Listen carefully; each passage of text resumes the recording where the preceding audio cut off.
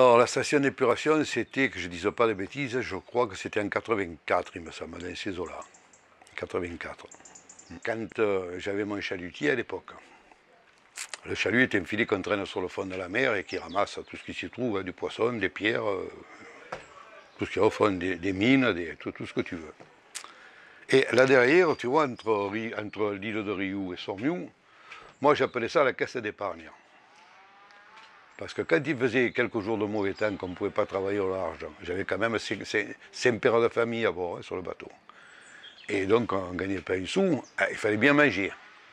Alors quand vraiment on ne pouvait plus faire autrement, mais je faisais un coup de chalut là derrière, qui est zone interdite, hein, parce que normalement le chalutage c'est à 3000 des côtes. Moi je venais là derrière. Je faisais un coup de chalut de 20 minutes, je prenais entre 400 et 500 kilos de bons poissons.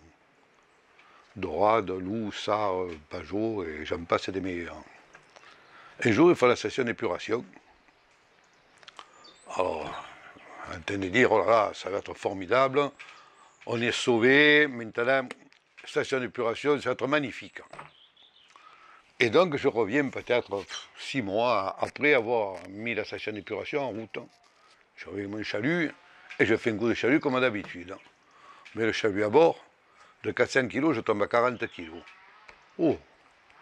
Je saute sur mon second, sur mon matelot, qui s'appelle Habib. Je dis, mais qu'est-ce que c'est ce filet que tu m'as mis? Il est tout déréglé, le filet ne pêche plus. Je dis, mais non, Jean-Claude, il me dit, mais c'est le filet avec lequel on a travaillé hier. Il me dit, non, non, j'y change le filet. Hein. Je change le filet. On refait le deuxième coup, 40 kg, pareil. Alors je dis, ça ne vient pas du filet, là. Et là, j'ai commencé un peu à m'inquiéter. Et j'avais un proche parent qui travaillait à la Société des Eaux, qui à l'époque gérait la station d'épuration, Société des Eaux de Marseille. Et je lui demande un peu, je dis, mais qu'est-ce qui se passe? Dis-moi, qu'est-ce que vous foutez dans cette station d'épuration? Et donc il se renseigne, puis quelques jours après, il vient me voir, il me dit, ben, je me suis renseigné, on balance entre 8 tonnes et 12 tonnes de chlorure ferrique par 24 heures. Ah oui, on est obligé d'utiliser le chlorure ferrique parce que ça s'appelle un floculant. Ça veut dire qu'on est obligé de prendre un floculant pour séparer les matières en suspension. Si on met pas, si on fait qu'une simple décantation, il n'y en a qu'une partie qui décante. Avec un floculant, ça les fait tous tomber. Donc on est obligé. Alors c'est ou du chlorure ferrique ou des dérivés du phosphore. Alors le chlorure ferrique, il avait l'inconvénient de colorer les eaux qui sortaient du tuyau en rouge. Alors il y avait les pêcheurs qui disaient regarde avec leur station d'épuration, hein, c'est encore plus pollué maintenant, regarde la couleur que ça a. Ce qui n'était pas vrai, c'était la couleur du fer, c'est le chlorure ferrique. Le chlorure ferrique, c'est un floculant qu'on met dans les piscines qui fait tomber toutes les particules en suspension au fond, mais dans la piscine on l'aspire. Mais à la mer, on l'aspire pas. Résultat des courses au fond de la mer, ça fait une couche de boue chlorée, et le poisson, il est parti.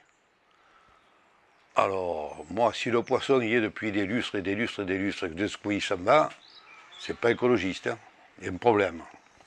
Et donc, j'en parle à cette époque-là à un monsieur qui est décédé il y a quelques années de ça, qui s'appelle Albert Falco, qui était le chef plongeur de la Calypso, qui avait un cabanon ici, que je connaissais depuis de nombreuses années.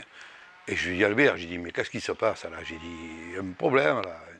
Il me dit, effectivement, il me dit, j'ai plongé devant la station d'épuration et il y a une couche de boue chlorée terrible au fond. Oh, j'ai dit, il faut le dire, il faut le dénoncer, il ne faut pas laisser faire ça, parce que c'est une catastrophe écologique. Et donc on prend rendez-vous avec le directeur de la station, parce que moi à l'époque j'étais président du comité local des pêches, et je vais voir le directeur de la station avec Albert Falco. Et ce monsieur nous reçoit très gentiment, nous fait visiter la station, tout. Et puis on lui explique ce qui se passe. Alors après des heures et des heures de discussion, il nous dit, messieurs, moi j'ai comment dirais-je, comment c'est qu'on dit, j'ai un programme qui m'est imposé par Bruxelles. Il faut que l'eau à la sortie ait telle turbidité, c'est-à-dire qu'elle ait telle clarté. Et pour la rendre claire, je suis obligé de mettre le chlorure ferrique.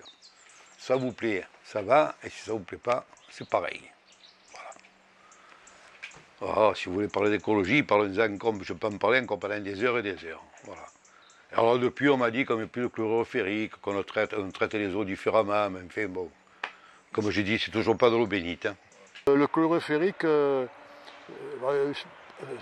c'est beaucoup moins toxique que tout ce que j'ai cité tout à l'heure, les métaux lourds, les détergents, etc. Bon, le chlore, il vaut mieux pas trop en mettre, quoi, du chlore. Voilà. C'est pour ça qu'il faut peut-être s'orienter vers d'autres produits comme les dérivés du phosphore. Ouais. Et puis, Marseille, bon, il faut reconnaître que la station d'épuration, dans le traitement secondaire, elle a mis en place des lamelles qui permettent d'augmenter la décantation. Ça veut dire que toutes les particules de matière en suspension tapent sur ces lamelles qui sont multiples et ça les fait tomber. Donc ça a permis de diminuer considérablement le chloroférique. Ça, c'est une très bonne chose. C'est vrai, il y a encore des progrès à faire sur les stations d'épuration du site, à la fois sur Marseille, à la fois sur Cassis, à la fois sur La Ciotat. Et honnêtement, je pense que les industriels qui sont chargés de l'exploitation de ces stations d'épuration, sous le contrôle de l'État, sont maintenant depuis 4 ou 5 ans, depuis la création du parc, vraiment sous pression et se mettent eux-mêmes la pression pour résoudre ces problèmes. Le dernier point, c'est évidemment d'arriver à trouver des solutions de traitement qui soient économiquement possibles pour tout ce qui est les molécules chimiques, les perturbateurs endocriniens, etc., qui sont difficiles à traiter. Mais c'est un objectif qui a été fixé et par l'Agence de l'eau et par l'État auprès des exploitants.